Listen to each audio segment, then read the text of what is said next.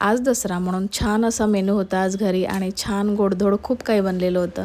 आणि त्याचनंतर मग छान मस्त असं रेडी केलं पिल्लूला, कारण की आम्हाला जायचं होतं मंदिरामध्ये, जे आम्ही दरवर्षी जातो।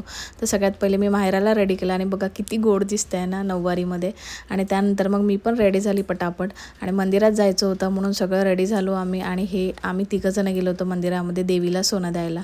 तुळजाभवानीचं मला वाटते नागपूरमध्ये एकच मंदिर आहे जे विश्वकर्मा नगरला आहे आणि खूप गर्दी होती तिथे, पण इतकं ते देवीचं रूप बघून ना मनाला इतकी शांतता मिळत होती।